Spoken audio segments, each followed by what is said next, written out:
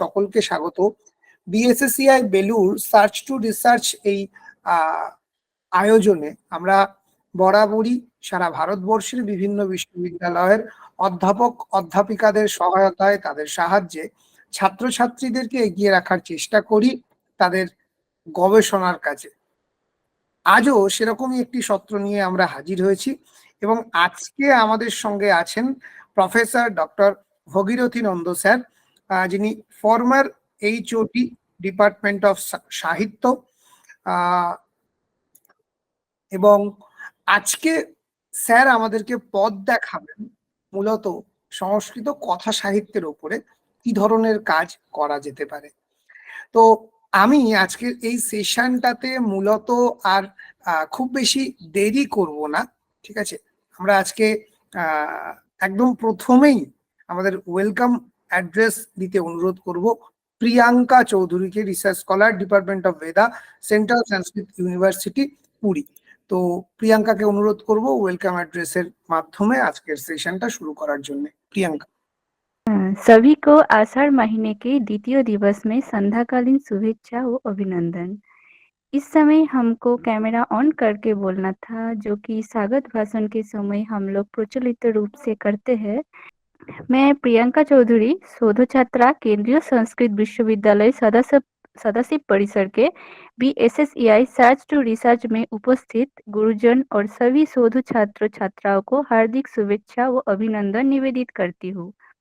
आज हम सबके साथ उपस्थित है लाल बहादुर शास्त्री केंद्रीय संस्कृत विश्वविद्यालय दिल्ली के साहित्य तथा संस्कृत विभाग के वरिष्ठ अध्यापक श्री भागीरथी नंद सर जी।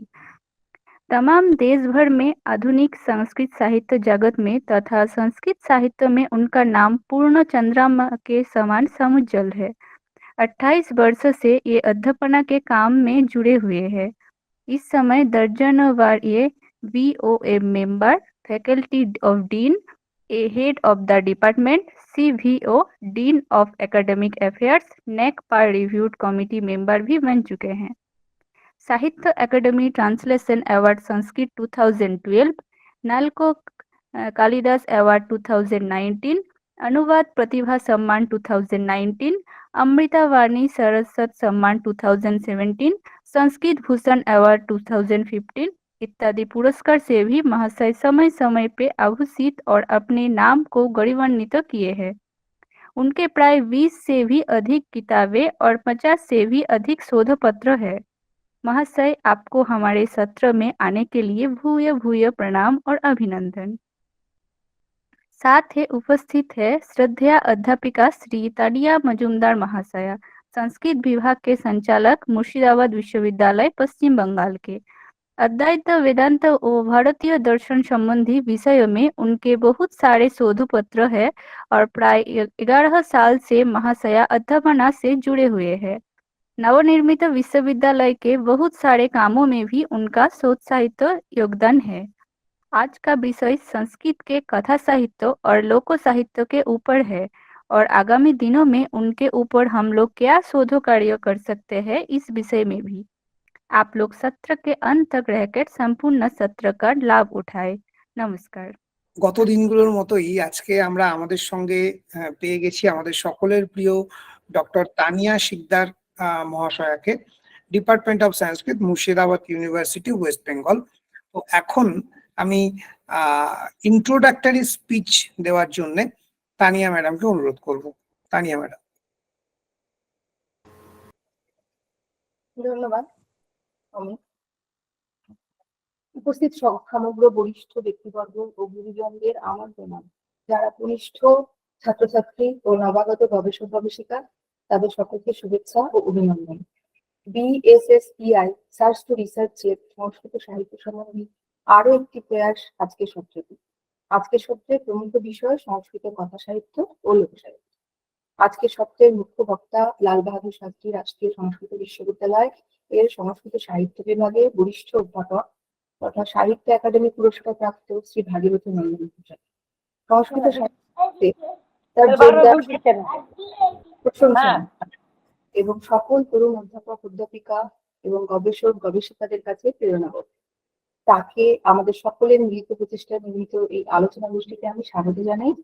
ইতিপূর্বে আধুনিক সংস্কৃত সাহিত্যের উপর সমাপ্ত হওয়া প্রায় 4টি সত্রে আমরা জানতে পেরেছি সংস্কৃত সাহিত্যের কবিতা, ছোট গল্প এবং আধুনিক সংস্কৃত মহিলা কবিদের নিয়ে আমরা আগামী দিনে কি কি গবেষণা করতে পারবো। আজকে জানবো সংস্কৃত কথা সাহিত্য ও লোক সাহিত্যের উপরে আগামী দিনে কি কি গবেষণা করতে পারা যাবে এই বিষয়ে। সংস্কৃত কথা সাহিত্যে আমাদের চিত্ত বিনোদন করে এসেছে বহু পূর্বেকার কাল থেকে। গুণার্ধের বৃহৎ কথা থেকে শুরু করে পঞ্চতন্ত্র, কথাশরীর সাগর, হিতোপদেশ, কাদম্বরী, সুন্দরীপুর বাসবদত্তা ইত্যাদি।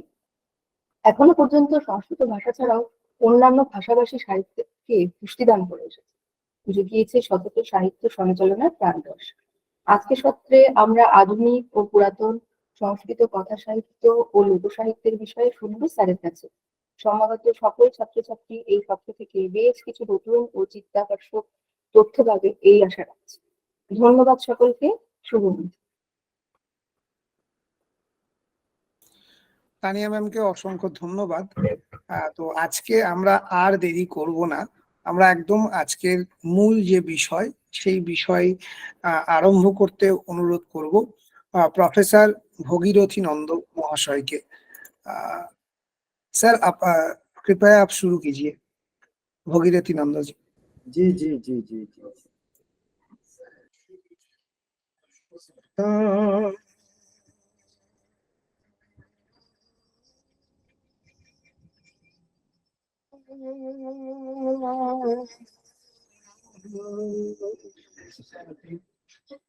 करुणातपं करुणया हरन्ति नृणाम्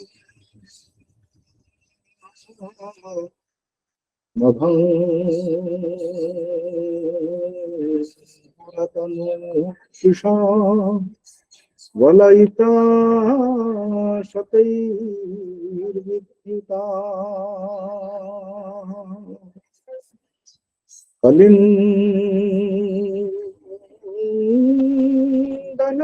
कलिन्दनगनन्दिनी तटसुराद्रुमा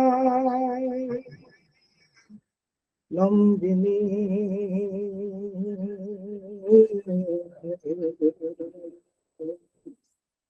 मदीयिनी भवतु कापि कादम्बिनी भवतु कापि कादम्बिनी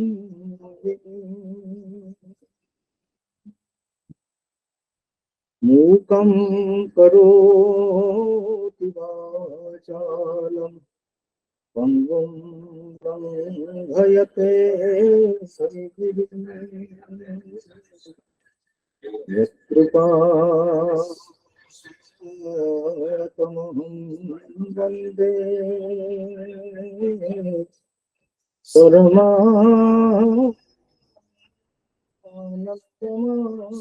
परमानन्दमाधवम्।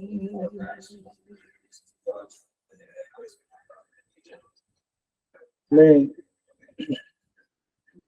सर्वप्रथम उपस्थित समस्त जिज्ञासु विद्वानों को, अनुसंधित्सु छात्रों को और निर्विशेष से समस्त श्रोताओं को अभिवादन करता हूँ। जैसा कि अनंत जी से पहले बात हुई थी कि हम लोग कुछ आधुनिक कथा साहित्य पर चर्चा करेंगे, तो मैं हिंदी में बोलूं या संस्कृत में बोलूं? अनंत जी बोलिए। कोई बात नहीं सर, आप हिंदी में भी बोल सकते हैं और स्थान विशेष में सर जहां आपको प्रयोजन अनुकूल होगा आप संस्कृत में बोल सकते हैं सर। प्रणाम प्रणाम सर, और बहुत सुस्वागत सर। हमारे साथ जुड़ने के लिए हमारा प्रणाम ग्रहण करें सर। हाँ। तो जैसा कि आज की चर्चा का विषय है कि कथा साहित्य पर किस प्रकार के वर्तमान परिप्रेक्ष्य में शोध किया जा सकता है, यह तो प्रैक्टिकल प्रत्यक्ष विषय है और इस पर चर्चा करना अवश्यंभावी है, क्योंकि हमारे छात्र आजकल जो खास करके पारंपरिक संस्कृत को लेकर के जो काम कर रहे हैं, उनका आज की दृष्टि में किस प्रकार का शोध हो सकता है, ये तो अवश्य विचारणीय वस्तु है। और मैं इसके लिए धन्यवाद देता हूँ। इसके लिए अनंत जी ने और आप सभी ने मेरे को योग्य समझा, और मैं पता नहीं आप लोगों को कितना संतुष्ट कर पाऊंगा, फिर भी प्रयास करूंगा। और सर एक अनुरोध है सर, कृपया सर साउंड थोड़ी सी धीमी आ रही है, तो अगर कृपया डिवाइस का साउंड थोड़ा सा बढ़ा लेंगे तो सुविधा होता। हाँ हाँ सर, हाँ सर अब ठीक है। अब ठीक है? हाँ हाँ हाँ सर एकदम सर। और ठीक है? अच्छा, हाँ हाँ ठीक ठीक, ओके ओके। हाँ। अब आवाज ठीक है? हाँ सर, हाँ सर। ओके ठीक है। तो जैसा कि मैं आप लोगों को इस विषय पर कितना संतुष्ट कर पाऊंगा, फिर भी प्रयास करूंगा आप लोगों से कुछ सीखूं और आप लोगों को कुछ बात बताऊं। और हम लोग सब संस्कृत जगत के हैं, कम बेशी हम लोग संस्कृत की सेवा करते हैं, काम करते हैं, और इसलिए हम लोगों की चर्चा आज के लिए अत्यंत प्रासंगिक हो जाती है। और जैसा आप लोग जानते हैं, हमारा जो पूर्व क्षेत्र है, जैसे उत्कल हुआ, बंग हुआ, असम भी हुआ, करीब करीब समग्र पूर्व क्षेत्र, समग्र ऐसे भी तो समग्र भारतवर्ष हमारा कला साहित्य का ही भूखंड है, लेकिन खास करके साहित्य की उच्चांगता हम लोगों की भूमि में अत्यंत अधिक है। जब हम इतना मैं कह दूं, जब हम साहित्य पर बात करते हैं, साहित्य पर कोई चर्चा करते हैं, ये हमें, और संस्कृत साहित्य को लेकर के कोई चर्चा आरंभ करते हैं, हमें उसी भूखंड का जो साहित्य है उसको नहीं भूलना चाहिए। चाहे वो कथा साहित्य क्यों, चाहे वो कथा साहित्य हो, गद्य साहित्य हो, पद्य साहित्य हो, नाटक साहित्य हो, रूपक साहित्य हो, कोई भी साहित्य हो। क्यों? इसलिए कि उसी भूखंड में उत्पन्न जो कवि, उत्पन्न जो संस्कृत साहित्य, अवश्य ही उसमें उसी की मातृभूमि की मातृभाषा में रचे गए साहित्य की अवश्य छटा देखने को मिल जाती है। इसको कोई बता नहीं सकता, ये अवश्य ही। इसलिए इस दृष्टि से अगर देखा जाए तो प्रत्येक भूखंड की एक विशेषता है, और उसी प्रकार हम लोगों के प्रत्येक भूखंड की एक एक विशेषता है, और वो विशेषता भी आधुनिक समाज के साहित्य में, चाहे वो मातृभाषा का साहित्य हो, चाहे वो संस्कृत का साहित्य हो, उसमें उसकी छटा अवश्य ही झलकती है, और परस्पर सादृश्य भी। तो इसलिए हमें जब संस्कृत कथा या संस्कृत गद्य साहित्य की बात करनी है, तो उसमें हमें ध्यान रखना चाहिए कि उसी समय में और उसी कालखंड में, उसी भूखंड में, उस राज्य में, उस इलाके में किस प्रकार का साहित्य रचा जाता है, और उस प्रकार उस साहित्य का क्या योगदान है संस्कृत साहित्य के तात्कालिक परिवेश के प्रति, यह हमें ध्यान रखना अवश्य ही है, ध्यान रखना चाहिए। क्योंकि हम लोगों का वो जो भूखंड है वो साहित्य की दृष्टि से अत्यंत उर्वरा है, और इसलिए आप लोगों का साहित्य के प्रति रुझान अवश्य ही निश्चित रूप से अनुकरणीय है और प्रशंसनीय है। इसलिए ये एक मेरे लिए महा, कृपया बंद कर दीजिए,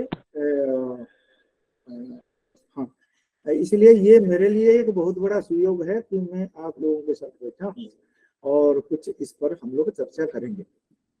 जैसा कि आप लोग जानते हैं, साहित्य दर्पणकार कहते हैं, थोड़ी सी पृष्ठभूमि पर जाते हैं, और साहित्य दर्पणकार कहते हैं कि स्वरूप की दृष्टि से, आस्वाद की दृष्टि से नहीं, स्वरूप की दृष्टि से काव्य दो प्रकार का होता है, साहित्य दो प्रकार का होता है। जहां जहां काव्य शब्द आता है वहां वहां साहित्य को समझना चाहिए। साहित्य या काव्य दो प्रकार का होता है उस स्वरूप की दृष्टि से, पद्य और गद्य। पद्य के बारे में आप लोग जानते हैं, महाकाव्य और खंड काव्य, मुक्तक काव्य वगैरह वगैरह, ये सब उसके भेद हैं, पद्य साहित्य के भेद हैं। और वो श्रव्य काव्य है। श्रव्यम श्रोतव्य मात्रम तत् पद्य गद्यमयम विधा। जो श्रव्य काव्य है वो दो प्रकार का है, और वो पद्य के रूप में और गद्य के रूप में। और गद्य काव्य जो है, मैं पद्य काव्य के ऊपर ज्यादा नहीं जा रहा हूँ क्योंकि हम लोगों के पास समय कम है और हमें सूत्र रूप से जाना चाहिए। गद्य काव्य जो है, गद्य काव्य का एक बहुत अच्छा वर्गीकरण हमारे संस्कृत अलंकारिक परंपरा में मिलता है। और साहित्य दर्पणकार कहते हैं कि गद्य क्या चीज है ना, जिसमें वृत्तगंधोज्झितम गद्य, वृत्तगंध से सर्वथा उज्झित परित्यक्त, जिसमें वृत्त अर्थात पद्य, वृत्तमयम पद्यम, वृत्त शब्देन वृत्तमयत्वं ग्राह्यम, वृत्तमयत्वं नाम पद्यत्वम्, यत्र पद्यत्वस्य सर्वथा अभावः नाम पद्यत्वोज्झितम गद्यम। और वो चार प्रकार का है कि मुक्तक, वृत्तगंधी, उत्कलिका प्राय और चूर्णक। साहित्य दर्पणकार की भाषा में वृत्तगंधोज्झितम गद्यम, मुक्तकम वृत्तगंधी च भवे उत्कलिका प्रायम चूर्णकम च चतुर्विधम। उसमें फिर जो गद्य, पहले तो हमारे अलंकारिकों ने नकार दिया कि जिसमें वृत्तगंध नहीं होता है, लेकिन उसमें जो चार प्रकार का वर्गीकरण करते हैं, चार प्रकार के भेद बताते हैं, उसमें कहते हैं कि आद्यम समास रहितम, अर्थात जो मुक्तक है उसमें वो समास रहितम, द्वितीयम वृत्त भाग युतम परम, दूसरा जो है उसमें थोड़ा बहुत वृत्त भाग रहे तो कोई हानि नहीं। तो यहाँ पर तो परस्पर वाक्य में परस्पर विरोध हो गया। तो एक तरफ तो आप कहते हो कि वृत्तगंधोज्झितम गद्यम, और एक तरफ कहते हैं कि वृत्तगंधी, एक उसमें वृत्त भाग थोड़ा बहुत होता है, तो यहाँ पर परस्पर विरोध हो गया। नहीं, हमें ये देखना चाहिए कि पद्यत्व रहितम, अर्थात पद्य की दृष्टि से काव्य की रचना नहीं होनी चाहिए। और अगर अनायास काव्य में, गद्य काव्य में पद्य परापतित तो हो गया और थोड़ा बहुत कहीं कहीं अनायास, क्योंकि ये अनायास पद बड़ा हमारे संस्कृत में व्यापक है कि, और संस्कृत साहित्य में कवि जब बैठता है काव्य रचना करने के लिए, वो ये नहीं ध्यान देता है, अगर वो कवि सहृदय कवि हो और रसवान, लोकार कहते हैं कि वो अगर रसवान कवि हो तो उसकी कविता में या गद्य में स्वतः अनायास शब्दावली परिपथित हो जाती है। तो जब अनायास शब्दावली परिपथित होती है तो उसमें अनायास अगर वृत्तगंध अर्थात थोड़ा बहुत छंद आ जाए तो उसको वो पद्य नहीं मानना चाहिए या पद्य काव्य का स्पर्श मानना नहीं चाहिए। लेकिन पद्य उसमें थोड़ा बहुत उस कवि के गद्य में आ गया है, पद्य का भाग पद्यांश आ गया है, ऐसा हमें समझना चाहिए। इसलिए वहां पर कहा गया है कि वृत्तगंध स्वतः उपस्थित वृत्त की छंद भाग की छंद का अंश। और तृतीय जो है वो अन्यत दीर्घ समासाढ्यम, और तीसरा जो है उत्कलिका प्रायम, तो वो है दीर्घ समास से युक्त, और चौथा जो है चूर्णक वो अल्प समास है। बहुत जैसे संवाद वगैरह में अल्प समास, हम भाव विनिमय करते हैं परस्पर, जो संवाद वगैरह चलता है तो संवाद में अगर हम समास इत्यादि का ज्यादा ध्यान देते हैं, तो समास वगैरह का ध्यान देते हैं, तो उसमें हमारा संवाद परंपरा हमारी हाथ हो जाती है। इस प्रकार के 4 प्रकार के गद्य के भेद होते हैं। जैसे उसमें कहा गया है कि मुक्तक में आप लोगों ने षष्ठ परिच्छेद में देखा होगा, गुरुर्वचसी पृथुरसी, और वृत्तगंधि में समर पंडुल निबिड़ भुजदंड कुंडलीकृत कोदंड, ये अनुष्टुप का भाग अनायास आ गया। और सिंजिनी टंकारोजागरित वैरी नगर इत्यादि इत्यादि, ये उसके उदाहरण हैं। तो इस प्रकार के 4 प्रकार कहने के बाद फिर चंपू को गद्य पद्य मय काव्य कहते हैं, उसमें थोड़ी कथा होती है। और एक इसमें इस प्रसंग में एक आता है, एक भेद आता है कथा एक भेद है, जैसे कादम्बरी इत्यादि कथा। यही कथा परंपरा, और कादम्बरी को हम पहली कथा कह सकते हैं, और उपन्यास स्वरूप भी उसको हम कह सकते हैं। और इस प्रकार की उपन्यास परंपरा हमारी बहुत बड़ी लंबी है, और आप लोगों को ये सारी बातें इतिहास की पुस्तकों में मिल जाएगी, इसलिए उस पर हमें ज्यादा चर्चा करने की आवश्यकता नहीं है। हाँ, हमें इस पर चर्चा करनी है, जो हमारी पारंपरिक कथाएं, पारंपरिक गद्य हैं, उस पर तो बहुत काम हो चुका है, और आज भी काम चल रहा है, और बहुत भरा हुआ साहित्य विद्यमान है हमारे पास पारंपरिक काल में और रीति काल में।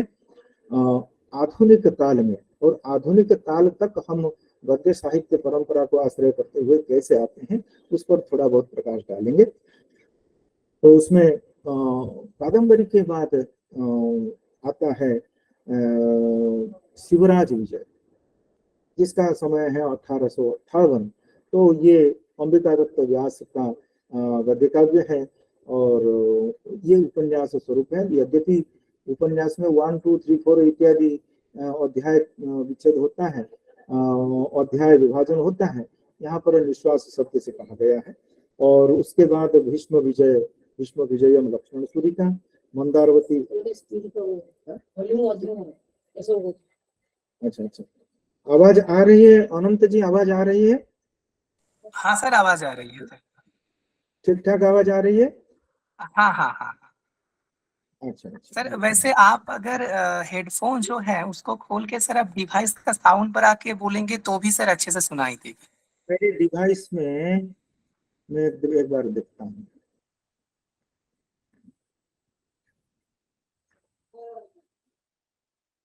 डिवाइस में ये हाईएस्ट है।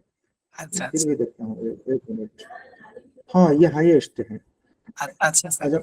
मैं इसको आप सर हेडफोन खोल के भी सर जस्ट फोन को सामने रख के भी अगर बोलेंगे सर मैंने तो भी ठीक ठाक होगा सर। मैंने हेडफोन पूरा खोल के सर। अब मैंने हेडफोन निकाल दिया है। आवाज आ रही है? हाँ, आप ठीक आ रहे हैं सर। हाँ ठीक आ रही है? हाँ सर। ओके, ठीक है।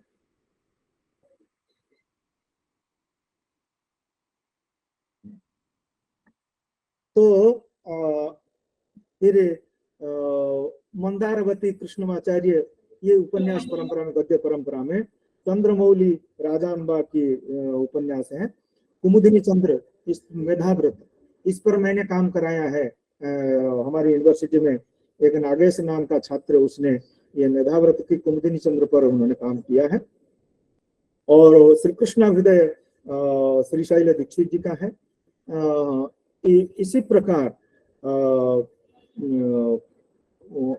और आगे बढ़ते हैं तो लघु कथा का जो सूत्रपात है वो भट्ट मथुरानाथ शास्त्री जी से हुआ है, लेकिन उन्होंने बहुत छोटी छोटी कथानिकाएं लिखी हैं, बहुत कम लिखी हैं।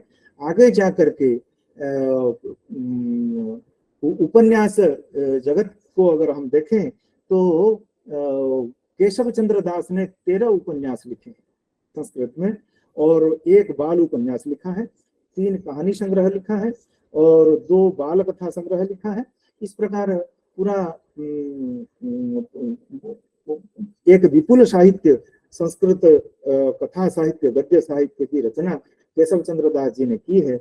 और राधा वल्लभ जी ने, प्रोफेसर राधा वल्लभ त्रिपाठी जी, और जो मेरे गुरु हैं, और उन्होंने भी इस पर गद्य पर बहुत काम किया है। उनके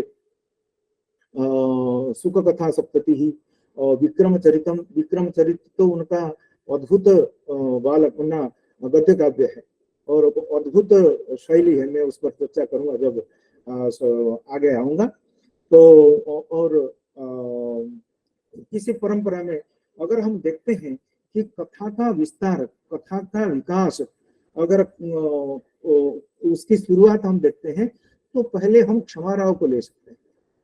पंडिता क्षमा राव जिनका एक कथा पंचकम नाम से एक कहानी संग्रह उनका छपा हुआ है।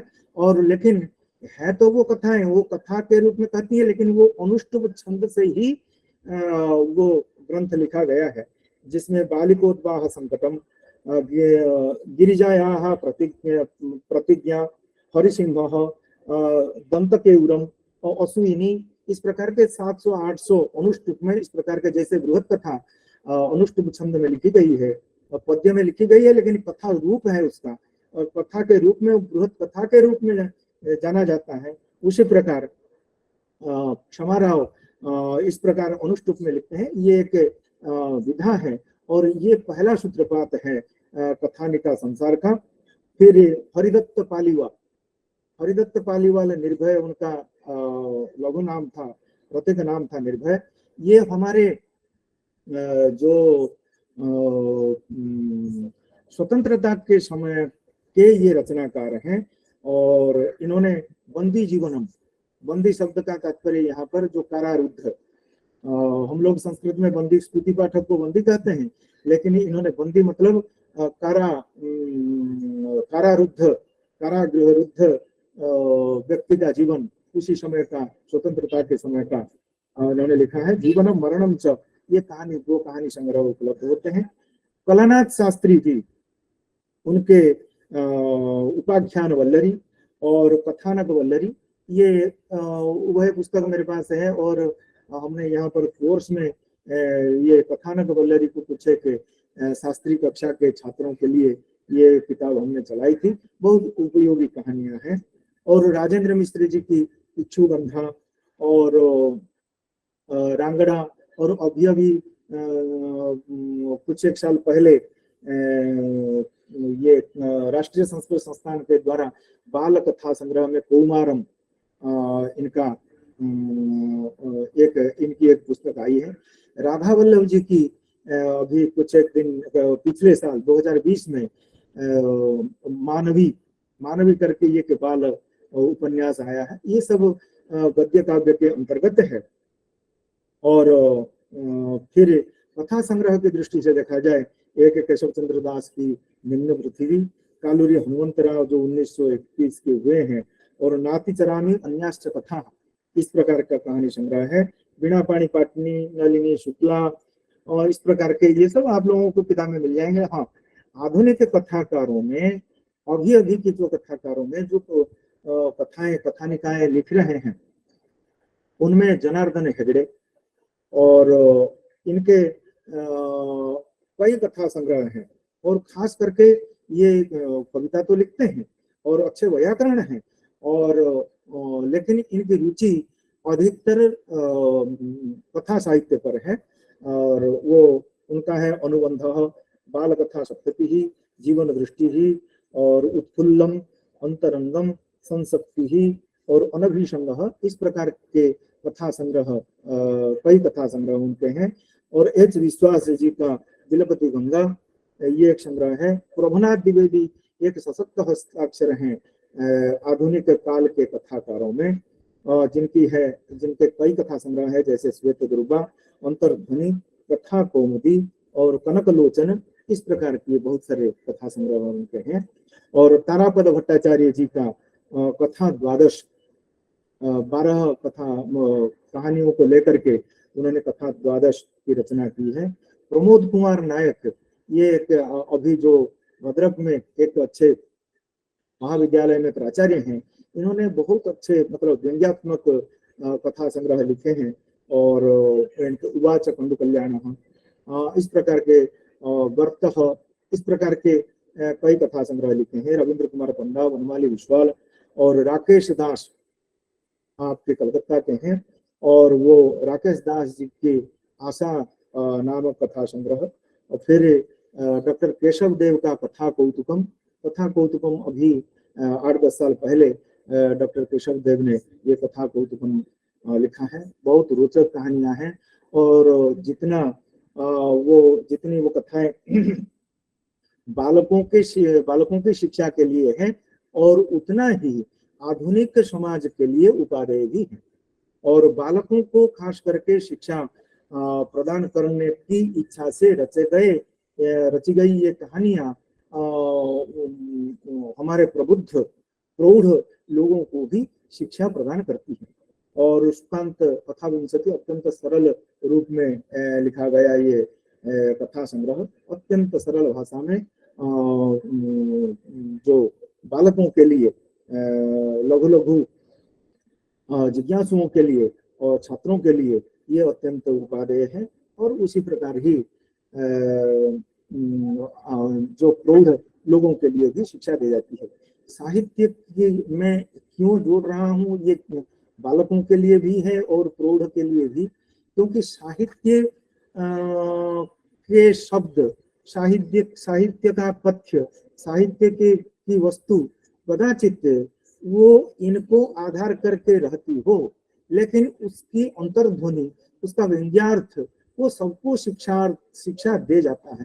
इसीलिए साहित्य कहीं एक निर्दिष्ट वर्ग के लिए सीमित होकर के नहीं रहता, प्रत्युत वो हर वर्ग के लिए, हर वर्ग को अनुप्राणित करने की भूमिका रखता है।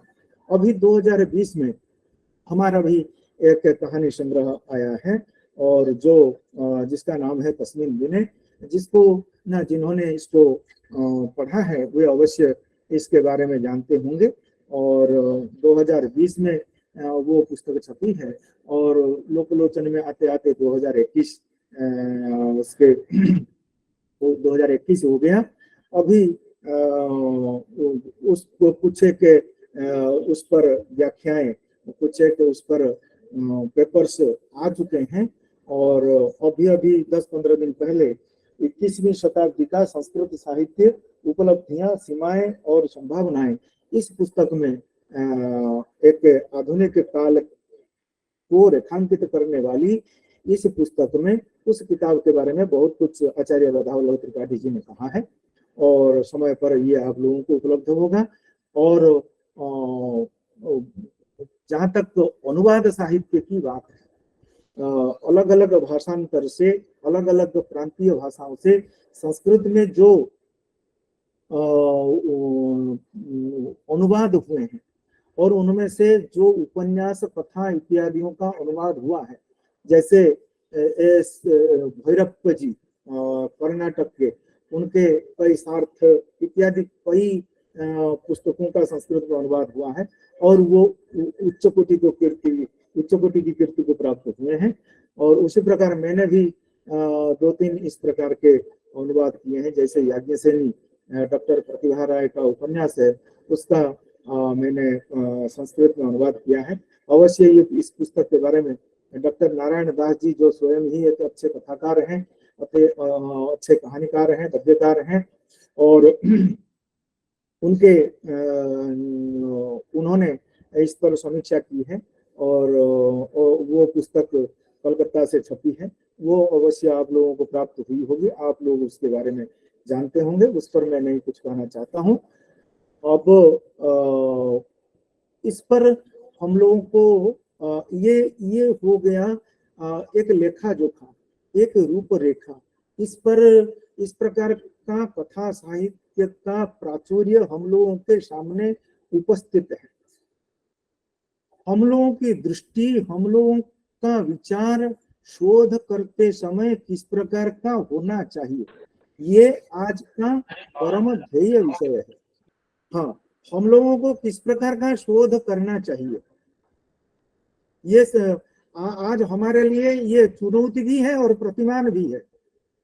और हम चाहते हैं कि आज के संदर्भ में हमारे छात्र संस्कृत के कथा साहित्य को लेकर के, चाहे वो प्राचीन कथा साहित्य हो या आधुनिक कथा साहित्य हो या वर्तमान सांप्रतिक कथा साहित्य हो, किस प्रकार का शोध हम लोगों को करना चाहिए, किस प्रकार का रिसर्च हम लोगों को लेना चाहिए, इसको कहने में मेरे को कोई आपत्ति नहीं है कि आज भी हमारे संस्कृत के लोग और संस्कृतेतर लोग भी ये हमारे ऊपर अवश्य ही धूलि प्रक्षेप करते हैं कि संस्कृत में कोई नया प्रकार का शोध नहीं हो रहा है। अगर कोई शोध हो रहा है, वही जो पहले से पारंपरिक विधि अपनाई जा रही थी, वही पारंपरिक विधि आज भी ली जा रही है। इसलिए संस्कृत में कोई नया विचार नहीं आ रहा है। संस्कृत में नए साहित्य रचे जा रहे हैं, लेकिन संस्कृत में कोई अच्छी वस्तुतः, और ये सच्चाई भी है कि संस्कृत में आज भी व्याख्याकार समीक्षाकार अत्यंत अल्प है। वजह क्या है ना, हम अच्छी तरह संस्कृत साहित्य को लेकर के आधुनिक दृष्टि से शोध नहीं कर रहे हैं। अगर हम कोई शोध कर रहे हैं तो पारंपरिक विधि से, वो पारंपरिक विधि क्या है, वो रीतियुगीन विधि क्या है ना। आज भी हम काव्य शास्त्रीय ना किसी काव्य का समीक्षण कर रहे हैं, शोध कर रहे हैं उस पर, तो हमारे जो शोध निर्देशक, जो रिसर्च गाइड, वो हमें ये कहते हैं कि आप ये लिख लो कुमुदिनी चंद्र का काव्य शास्त्रीय समीक्षण। इसमें क्या होगा ना, रस क्या है, रीति क्या है, गुण क्या है, अलंकार कहाँ है, दोष कहाँ है, भाषा सौष्ठव किस प्रकार का है, और इसमें भाषा शब्द का अर्थ प्रतिपादन सामर्थ्य कितनी है, इस प्रकार के विषय। और जैसे मैंने एक उदाहरण दिया कुमुदिनी चंद्र के रचनाकार कौन है, उनका कृतित्व क्या है, व्यक्तित्व क्या है, और कथा साहित्य का, उपन्यास साहित्य का इतिहास क्या है, उसी इतिहास में इनका योगदान क्या है, इस प्रकार का सिनॉप्सिस बनाया जा रहा है। इसीलिए हमारे बच्चे जो पारंपरिक संस्कृत का कथा साहित्य पढ़ते हैं, उससे शोध में वो उबर नहीं पाते हैं। जबकि हम जो संस्कृत पढ़ते हैं, मैंने शुरुआत में ये बात कही थी कि हम लोग जिस भूखंड में आते हैं, भूखंड से आते हैं, उस भूखंड में अपनी अपनी मातृभाषा से बहुत सारे साहित्य रचे जा रहे हैं, चाहे वो उपन्यास हो, कथा हो, गद्य हो, पद्य हो, इत्यादि इत्यादि। लेकिन जब हम संस्कृत का कोई विषय, कोई किसी साहित्य पर समीक्षण करते हैं, उनको हम छूते नहीं हैं। इसीलिए आज हमारा शोध दूसरे लोगों की दृष्टि से घिसा पीटा माना जाता है। यद्यपि ये केवल संस्कृत की बात नहीं है।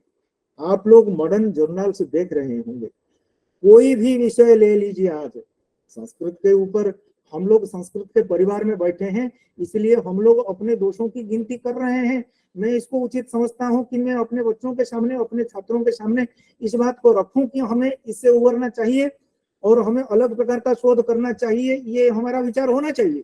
लेकिन कोई भी ऐसा विषय नहीं है आज हिंदुस्तान में जिस विषय पर घिसा पिटा शोध न हो रहा हो। फिर भी इतना सारा होने के बावजूद भी हमारे ऊपर धूलि प्रक्षेप हो रहा है, लोग हमारे ऊपर नासिका कुंचन करते हैं। अगर करते हैं तो हम क्यों सहे भाई? हम क्या हमारी आवश्यकता है कि लोग हमें कहें और हम चुपचाप सुन जाएं? तो हमें किस प्रकार का शोध करना चाहिए? आप देखिए, जब रेनेसां काल आया, पुनर्जागरण काल साहित्य में आया, हम इसको एक स्वतंत्र रूप से हमें विचार करना चाहिए। उससे पहले पहले तो हम संस्कृत साहित्य को दो भाग में बांटते हैं, पुरातन काल और आधुनिक काल। पंडित राज जगन्नाथ तक हम पुरातन काल अर्थात प्राचीन काल के रूप में लेते हैं, और पंडित राज जगन्नाथ से आधुनिक काल की गिनती होती है। यद्यपि स्वयं पंडित राज जगन्नाथ मेरी दृष्टि में वो आधुनिक काल के कवि हैं। और हमारी दृष्टि में तो कालिदास भी आधुनिक काल के हैं। क्यों? और हमारी दृष्टि में तो कादम्बरीकार बाणभट्ट भी आधुनिक कवि हैं। ऐसा क्यों? ना, जिनमें आधुनिक तत्व प्राप्त होते हैं उनको हम प्राचीन कैसे मानेंगे? ठीक है, प्राचीन परंपरा में प्राचीन दृष्टि से उन्होंने काव्य लिखा हो, लेकिन आधुनिक तत्व तो पाए जाते हैं। एक समीक्षक थे आचार्य श्रीनिवास रथ जी, और वो कहते हैं कि कादम्बरी पूरा प्रतीक रूप में लिखा गया है और वो बाणभट्ट की आत्मकथा है। और ये बाणभट्ट की आत्मकथा पर हजारी प्रसाद द्विवेदी का उपन्यास है हिंदी में। तो इसका मतलब है कि हमारे प्राचीन काल में भी संस्कृत साहित्यिकों की आधुनिक दृष्टि थी। आज अगर आधुनिक दृष्टि से उनका विचार हम करें तो उसमें भी आधुनिकता पाई जाती है। इसलिए कोई भी, हमारी दृष्टि में तो सारे आधुनिक हैं।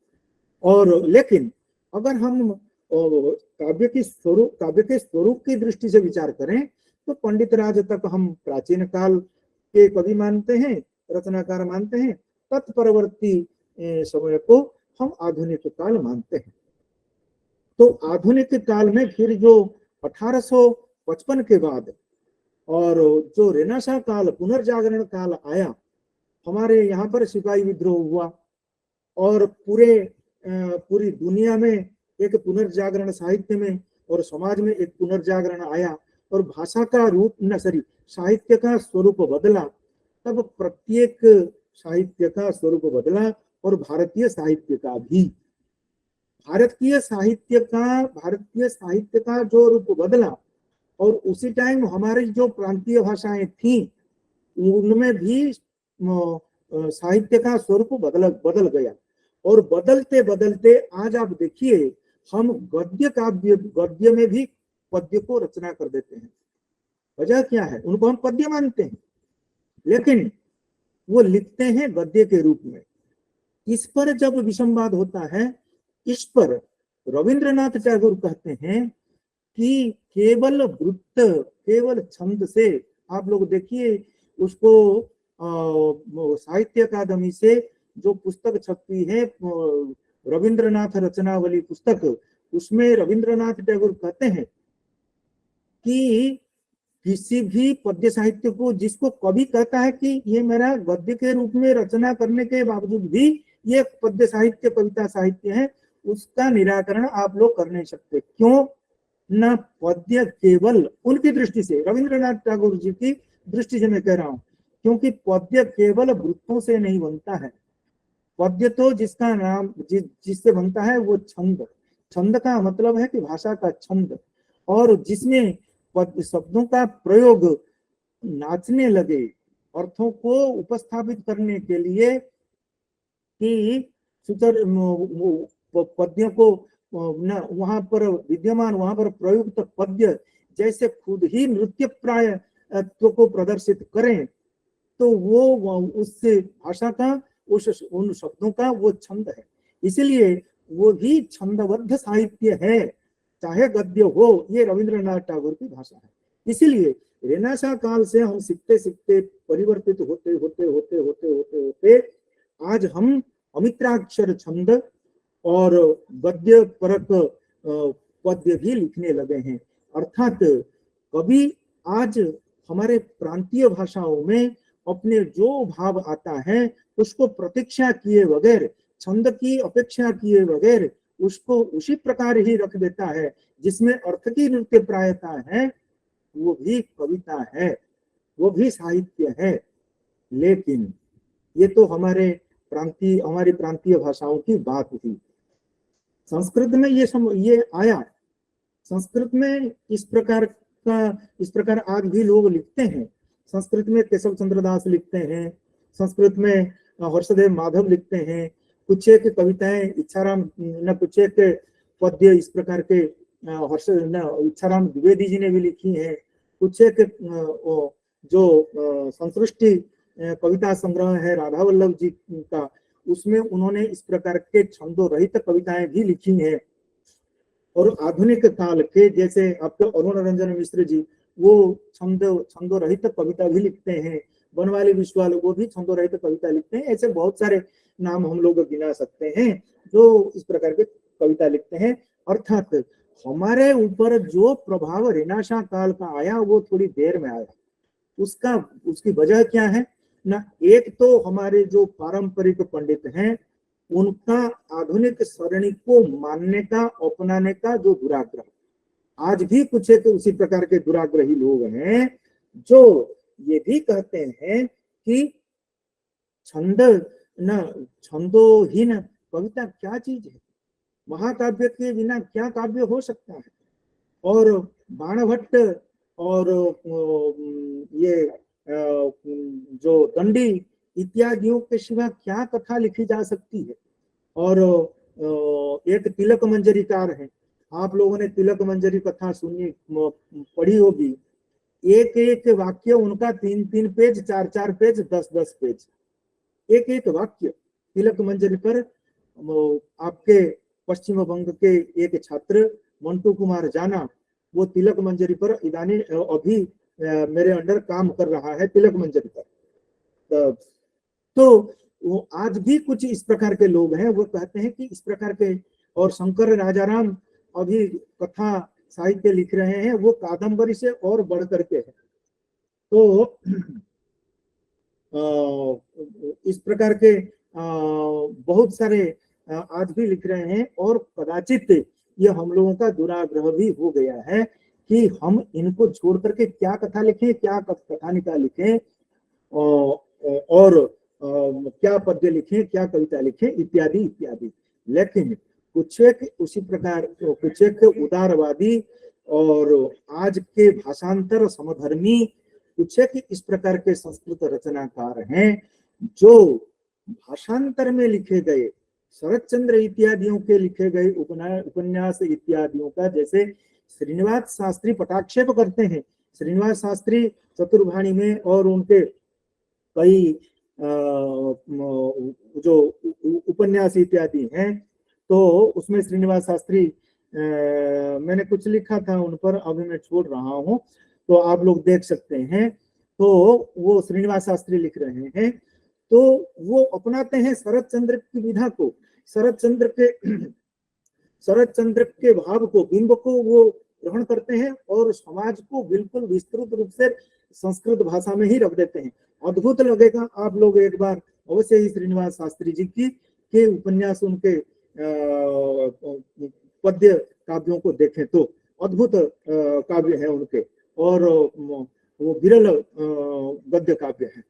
तो इस प्रकार के जो आज भाषांतर के की विधाओं को, भाषांतर के विषयों को नहीं, विषय तो समान है, सभी में विषयों को लेकर के लिखा जाता है। विषय तो आप मतलब दूसरे भाषांतर के कवि के पास है, भाषांतर के रचनाकार के पास है, संस्कृत के रचनाकार के पास है, और वो विषय कहीं से कुछ भी ले सकता है, चाहे वो फिक्सेस हो, चाहे वो वास्तविक हो, चाहे कुछ भी, चाहे वो पौराणिक हो, कुछ भी हो, सब कुछ ले सकते हैं और उनको पुनर्जीवन देते हैं। जैसे पौराणिक कथाओं को लेते हैं, वो ओम शांति उपन्यास में केशव चंद्र दास पूरा उपनिषद रख देते हैं। जैसे वो हमारे शरद चंद्र इत्यादि और रविंद्रनाथ टैगोर की रचना इत्यादियों में हम उपनिषद की छटा देखते हैं, उसी प्रकार संस्कृत के रचनाकार रखते हैं। तो ऐसे कई तरह के इस प्रकार के अलग अलग विषय, अलग अलग विधाएं आने के बावजूद भी हम लोग क्यों उस रीतिवादी शोध परंपरा को जकड़ रखते हैं? हमें अपनी दृष्टि बदलनी चाहिए। उसमें एक तो हम उन गद्य साहित्य, उस गद्य साहित्य का आधुनिक दृष्टि से विवेचन करें। वो कैसे करें और हम सोचेंगे, अभी विचार करेंगे। और दूसरा, जो हमारे सामने हम एक बड़ी चुनौती है, और दूसरे हमारे जो भाषांतर के रचनाकार हैं, भाषांतर के जो पाठक हैं, उनके सामने संस्कृत साहित्य, संस्कृत गद्य साहित्य को रखने के लिए हमें उपाय सोचना होगा। उसके लिए क्या उपाय है? उसके लिए उपाय है कि तुलनात्मक शोध।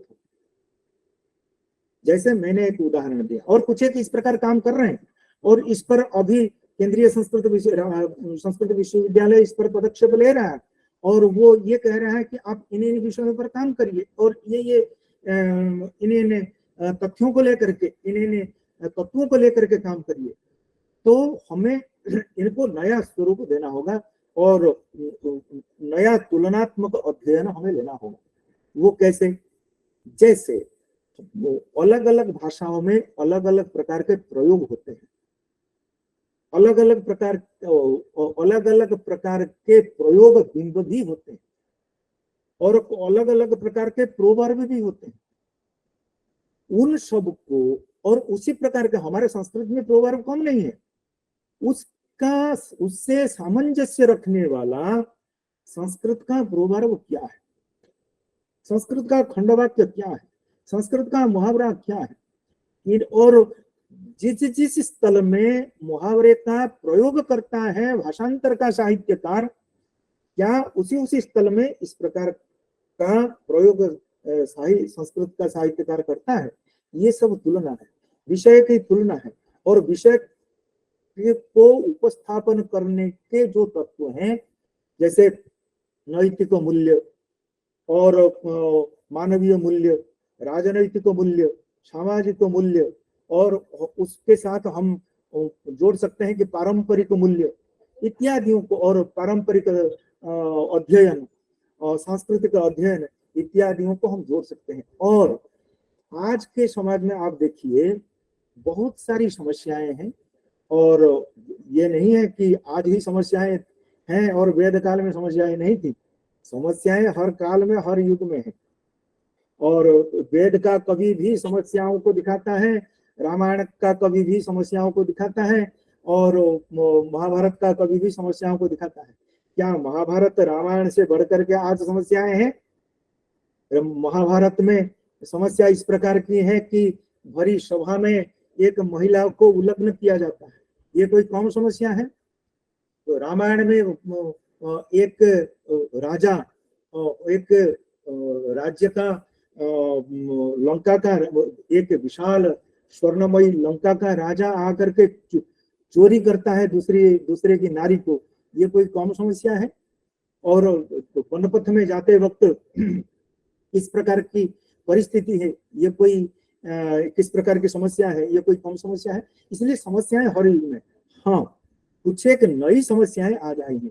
उन समस्याओं को जिन कथाकारों ने, जिन साहित्यकारों ने उपस्थापित किया है, उन साहित्यकारों को, उन समस्याओं को हमें समाज के सामने, पाठकों के सामने लाना है। और वो समस्याएं किस प्रकार दूसरे साहित्य में हैं, वो उसके साथ हमारी इसमें तुलना करनी चाहिए। सब अंततः मैं इतना कह सकता हूँ, हमारी संपूर्ण दृष्टि बदल जानी चाहिए। आज भी ये एक कटु सत्य मैं आप लोगों को बताना चाहता हूँ, यद्यपि मैंने कुछ एक थीसिस आपके वेस्ट बंगाल के, ओडिशा के, आसाम के और त्रिपुरा के देखे हैं, और ये सच्ची बात है कि उसमें मैं देखता हूं कि भूमिका भाग अत्यंत कम होता है, और बाकी जो चर्चा का विषय है उस पर वो ज्यादा फोकस करते हैं। जबकि बाकी भागों में हम देखते हैं कि भूमिका भाग को 100 पेज तक ले जाते हैं, भूमिका में पूरा इतिहास रख देते हैं। क्या आवश्यकता है भाई? क्या आवश्यक? हमें तो जो विषय है, हमें तो केवल भूमिका उतनी लिखनी है। भूमिका का मतलब भूमिका है, प्रीफेस है, शुरुआत है, अर्थात तो उसी विषय तक हम कैसे जाकर के पहुंचे, वो है भूमिका। उसी भूमिका अर्थात तो उसी विषय तक पहुंचने तक जितना आवश्यक है वही भूमिका। भूमिका में हम इतिहास क्यों रखें और पूरी परंपरा को डाल देते हैं? ये सब नहीं होना चाहिए। हमें तो केवल भूमिका मात्र उसी विषय को स्पर्श करने के लिए होना चाहिए, और उसके बाद आधुनिक दृष्टि से इस प्रकार विचार करना चाहिए। सभी प्रकार के जो कथा साहित्य में गद्यम कवि नाम निकषम वदंती, ये कभी नहीं सोचना चाहिए कि पद्य का कवि गद्य के कवि की अपेक्षा विशिष्ट होता है, कदापि नहीं। गद्य से भी बढ़कर के, पद्य कोई भी लिख सकता है, लेकिन गद्य सारे लिख नहीं सकते। क्यों? ना उसमें प्लॉट की आवश्यकता होती है, परस्पर प्रासंगिक प्लॉट, प्रासंगिक विषय वस्तु की आवश्यकता होती है, और आगे आगे वो जोड़ता जाता है। मुक्तक काव्य में कोई प्लॉट नहीं है, एक छोटा सा भाव आया, उसको एक पद्य का रूप आपने दे दिया। इसलिए इस प्रकार के विषयों को भी हमें देखना जरूरी है। और गद्य साहित्य में ग्रंथकार कथाकार का, गद्यकार का क्या सातत्य है, उस पर भी हमारी दृष्टि होनी चाहिए। और उसमें क्या आधुनिक परिप्रेक्ष्य है, आधुनिक विचारधारा क्या है, उसको हमें रखना चाहिए, ताकि हम दूसरे लोगों के सामने, दूसरे विचारकों के सामने और भाषांतर के पाठकों के सामने आधुनिक संस्कृत साहित्य की प्रत्यग्रता को हम रख सके। हम अगर उसमें एक चर्चा जैसे करते हैं मित्रों, कि हम अगर कहें कि इसमें अलंकार क्या है, गद्य साहित्य में कादंबरी इत्यादि बड़े बड़े कथा साहित्य को छोड़ करके जैसे छोटी छोटी कहानियां लिखी जाती हैं, इसमें हम कहाँ पर लाएंगे इतने अलंकार? उपमा तो कहीं किसी एक शब्द में दिया है। तो कोई कहानीकार उपमा देता है तो चंद्रमुख, तस्य मुखम चंद्र इव, इस प्रकार थोड़ा सा कह करके चला जाता है। और उसमें हम कहाँ ढूंढेंगे कि उसका साधारण धर्म क्या है, वाचक शब्द क्या है, उपमान क्या है, उपमेय क्या है, इत्यादि इत्यादि। कथा साहित्य में कादंबरी कथा इत्यादियों में संभव है, लेकिन छोटी छोटी कथा, लोक साहित्य और जो जिसको फॉकटेल कहते हैं और फेबल कहते हैं, इनमें हम कहाँ पर अलंकार ढूंढ पाएंगे? दूसरी बात है आज, और एक ये इंपॉर्टेंट बात है, आज जिसको हमारे पारंपरिक साहित्य में हम लोग दोष मानते हैं, इसीलिए दोष मानते हैं क्योंकि पारंपरिक साहित्य में, प्राचीन साहित्य में हम लोगों, हमारे पूर्व प्राचीन अलंकारिकों ने इसका ये लक्षण है, इसका ये लक्षण है, इसका ये लक्षण है, इसका इसमें ये नहीं होना चाहिए, इसमें ये नहीं होना चाहिए, इसमें ये होना नहीं चाहिए, इस प्रकार के महाकाव्य में करुण रस मुख्य नहीं होना चाहिए, नाटक में करुण रस मुख्य नहीं होना चाहिए, इत्यादि इत्यादि हमारे लिए एक पैरामीटर रख दिया है। लेकिन आज हम उसी प्रकार की बेड़ियों से पृथक हैं। क्यों? क्योंकि आज उसी प्रकार के बड़े बड़े साहित्यों को पढ़ने के लिए लोगों के पास समय नहीं है। आज हम साहित्य को पढ़ते हैं तो चलते फिरते 2 लाइन का साहित्य हो तो पढ़ लिया और बस में चढ़ गए, और सिटी बस में चढ़ते 15 मिनट जाना है, उसी के अंदर खत्म होने वाली छोटी कविता या एक छोटी कहानी पढ़ करके अंत करना चाहते हैं। इसलिए हमारे पास इतना पर्याप्त समय है कहाँ कि हम इतना बड़ा साहित्य पढ़ें। इसीलिए इस प्रकार की जो गतिविधि बदली है आधुनिक साहित्यकारों ने, उसको भी ध्यान में रखते हुए गुण दोष का विचार हमें करना पड़ेगा। और जो हमारे पारंपरिक प्रविधियों में जो दोष हैं वे आज दोष नहीं कहलाएंगे। हाँ, कुछ है कि उसका मतलब ये नहीं है कि हम भाषागत दोष करें। भाषागत दोष करें तो संस्कृत जैसे पवित्र भाषा की टांग तोड़ना जैसी बात है। भाषा का, हम तो संस्कृत भाषा का कभी भी संस्कृत भाषा में कभी भी बदलाव नहीं कर सकते। क्या कोई भी भाषाविद, कोई भी भाषा को जानने वाला, पढ़ने वाला व्यक्ति अपनी भाषा को बदल सकता है? तो हम क्यों भाषा को बदलेंगे? भाषा बदल नहीं सकता, विषय समाज के अनुसार, क्योंकि साहित्य दर्पण होता है, विषय के अनुसार साहित्य बनता है और कवि की दृष्टि के हिसाब से विषय में वैविध्य आता है। उसमें उसको रखने के लिए जिन जिन बातों को हमारे पारंपरिक लोगों ने मना किया है, उसको हम यथाशक्ति अगर प्रयोग करें, उसमें कोई दोष न हो, तो उनको हमें अनगिना कर देना चाहिए, उनको हमें पकड़ना नहीं चाहिए। क्योंकि ऐसे बहुत सारे जैसे नाटक में हम लोग कहते हैं कि नाटकम ख्यातवृत्तम स्यात् पंचसंधि समन्वितम, एक वहां पर धीरोदात्त नायक स्यात्, धीरोद्धतः नायक स्यात्, इत्यादि इत्यादि कहते हैं। और वो सद्वंश क्षत्रियो वापि, सद्वंश में उत्पन्न हुआ हो और क्षत्रिय होना चाहिए, इत्यादि इत्यादि हम लोगों ने एक नियम बना, जैसे हमारे पारंपरिक साहित्यकारों ने बनाया है। आज तो भिखारी नायक बनता है और बाकी साहित्य में बनता है, संस्कृत साहित्य में बनता है। इसलिए इन बातों को एक नई दृष्टि से हमें लोगों के सामने रखना चाहिए। मेरा तात्पर्य यह है कि आज के जो खास करके अगर आप लोग शोध छात्र हैं और शोध दृष्टि अपना बढ़ाना चाहते हैं तो आप लोगों को ये दृष्टि अपनाना पड़ेगी। और दूसरा है जो शोध निदेशक हैं, ये दायित्व उनका बन जाता है कि वो आधुनिक साहित्य को आधुनिक दृष्टि से किस प्रकार वो सिनॉप्सिस बना करके छात्र को प्रेरित करते हैं।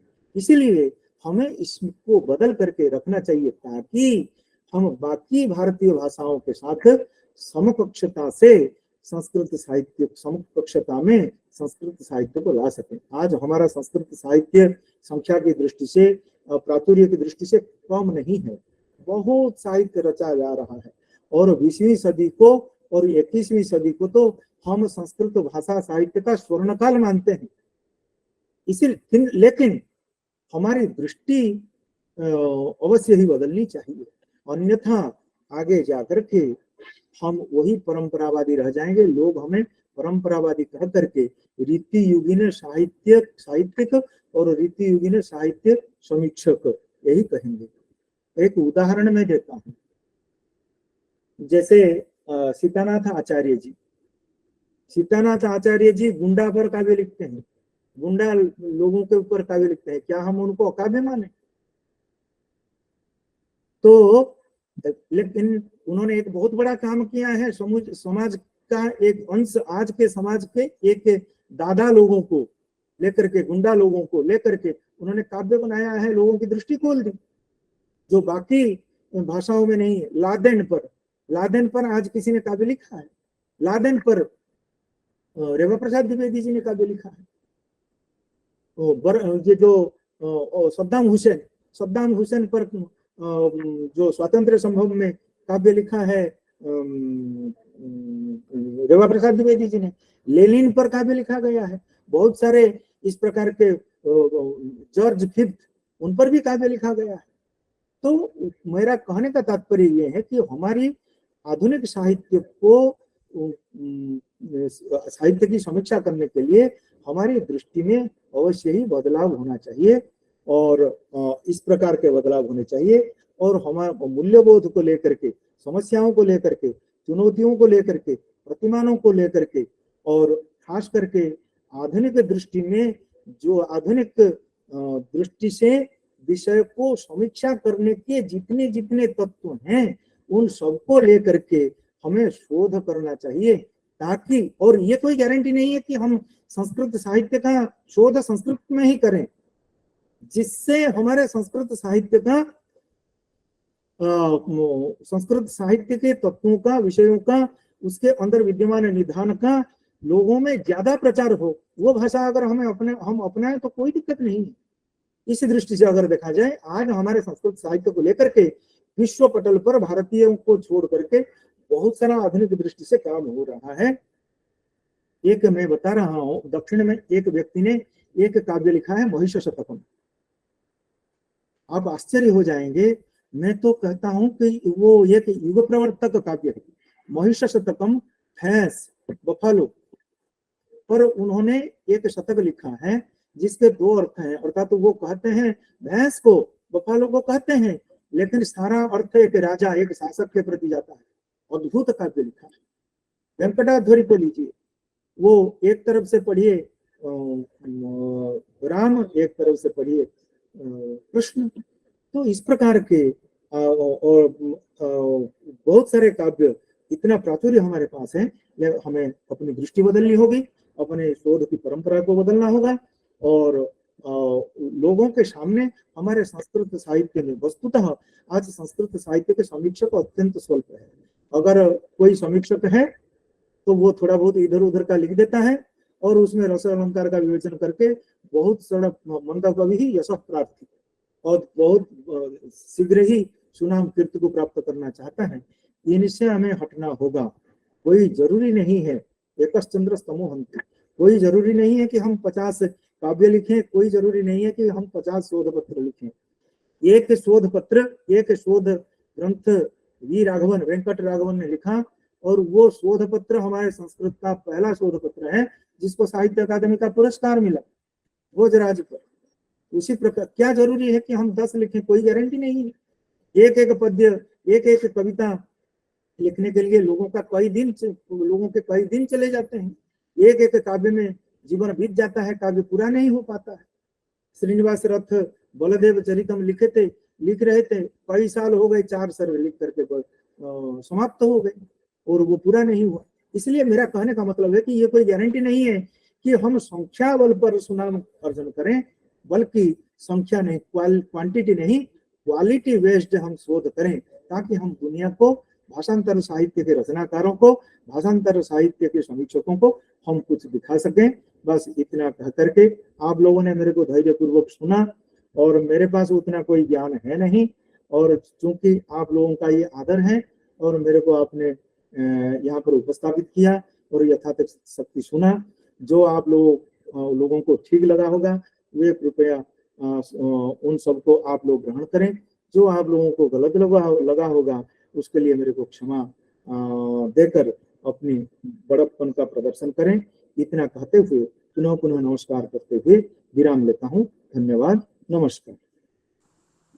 असंख्य धन्यवाद हमारे सत्र में आने के लिए। सच में ही आज का सत्र जो है बहुत ही नई दृष्टिभंगी से हम लोग आज के सत्र को देखे, और बहुत सारे विषयों का आकलन हुआ एक साथ। आधुनिक संस्कृत कथा साहित्य, लोक साहित्य के ऊपर हम लोग आगामी दिनों में क्या शोध कार्य कर सकते हैं उस विषय में। असल में पापिया गराई जो शोध छात्रा थी MGCU मोतिहारी, उनका वेलकम एड्रेस देना था, लेकिन मैं खुद प्रलोभित हूँ आज सर को वेलकम एड्रेस देने के लिए, मैं खुद अपने से, क्योंकि इतने सुंदर तरीके से आज सर हम सभी को मार्ग निर्देश किए हैं। तो इसी कारण एकदम हमारे जो सत्र है उसके अंतिम चरण में हम बढ़ते हैं, और मैं विशेष रूप से धन्यवाद ज्ञापित करता हूँ प्रोफेसर डॉक्टर भगीरथी नंद सर को, साहित्य अकादमी अवार्डी, लाल बहादुर शास्त्री राष्ट्रीय संस्कृत विद्यापीठ नवदेहली, न्यू दिल्ली। सर सच में ही आज हम सबको संस्कृत लोक साहित्य, संस्कृत कथा साहित्य के ऊपर सामग्रिक और सामूहिक दृष्टिभंगी से जो मार्ग निर्देश किए हैं, जो मार्ग प्रदर्शन किए हैं, सच में जो भी आज यहाँ पे शोध छात्र छात्राएं उपस्थित हैं सभी के लिए एक नए आगाज के स्वरूप होगा, ये मुझको लगता है। और सच में सभी विषयों को लेकर सर सबसे ज्यादा सर हम सबको प्रोत्साहित करने के लिए बंगाल से जो कथा साहित्यकार है, उड़ीसा से जो कथा साहित्यकार है, असम से है, इन सभी के ऊपर और इन सब का क्या क्या कृति है, इन सभी के कृतियों के ऊपर हम लोग आगामी दिनों में तुलनात्मक अध्ययन, समीक्षात्मक अध्ययन, विश्लेषणात्मक अध्ययन क्या क्या कर सकते हैं, इन सभी के ऊपर सर मार्ग प्रदर्शन किए हैं। संस्कृत कथा साहित्य और लोक साहित्य की जो आधुनिक दृष्टिभंगी होनी चाहिए, जो पॉइंट ऑफ व्यू आज के समय में जो होना चाहिए, इन विषय में भी सर आज चर्चा किए हैं। और संपूर्ण रूप से शुरू में तो एक कैटलॉग ही दिए हैं अपने बोलने की भंगी से, जो कि इन सब के ऊपर हम लोग आगामी दिनों में काम कर सकते हैं। और अनोखे जो आजकल के समय के संस्कृत साहित्य और कथा साहित्य बन रहे हैं, लेनिन के ऊपर, ओसामा बिन लादेन के ऊपर, इन सब के ऊपर जो नई नई दृष्टिभंगियों से शोध हो रहा है, इन सब विषयों में भी आज हम सबको सर से मार्ग प्रदर्शन मिला है। इन सब के ऊपर भी हम सब शोध कर सकते हैं नए नए विषयों के ऊपर। तो मैं बहुत बहुत धन्यवाद और आभार अपना व्यक्त कर रहा हूँ समग्र BSSC रिसर्च परिवार के पक्ष से सर को आज हम सबके साथ जुड़ने के लिए। सर नमस्कार। और मैं डॉक्टर तानिया सिकदार मैम को भी बहुत बहुत धन्यवाद ज्ञापित करता हूँ। मैम आज सत्र में जुड़ने के लिए, हम सबके साथ अभिभाविका के रूप में रहने के लिए, आपके उद्बोधनी भाषण के माध्यम से आज का जो सत्र था वो सत्र की शुरुआत हुई। आपको बहुत बहुत धन्यवाद। इनका बहुत योगदान है मुर्शिदाबाद विश्वविद्यालय के संस्कृत विभाग जो है, इनके नवनिर्माण तथा पुनर्गठन में। तो मैं तानिया सिकदार मैम को भी भूयः धन्यवाद ज्ञापित करता हूँ आज के सत्र में हम सबके साथ जुड़ने के लिए। और अंत में जितने सारे आज शोध छात्र छात्राएं उपस्थित थे, देश के विभिन्न प्रांत से और हमारे BSc सर्च टू रिसर्च से जो पूर्व परिचित हैं, सभी जो भी आज जुड़े हुए थे इतने समय तक हम सबके साथ रहने के लिए मैं सभी को शुभेच्छा अभिनंदन ज्ञापित करता हूँ। सबका शोध जिंदगी जो है बहुत सुंदर नया अनोखा बीते। आप सबका जो शोध ग्रंथ है बहुत सुंदर बने, ये आशा ये मनोकामना परमेश्वर से। तो हम लोग यहीं पे सत्र की समाप्ति करते हैं शांति पाठ के माध्यम से। ओम सर्वे भवन्तु सुखिनः, सर्वे सन्तु निरामयाः, सर्वे भद्राणि पश्यन्तु, मा कश्चित् दुःखभाग् भवेत्। ओम शांति शांति शांतिः। हरिः ओम तत्सत्। श्री राम कृष्णार्पणमस्तु। सभी को नमस्कार और शुभ रात्रि। सर नमस्कार यहीं पे रखते हैं तब हम लोग।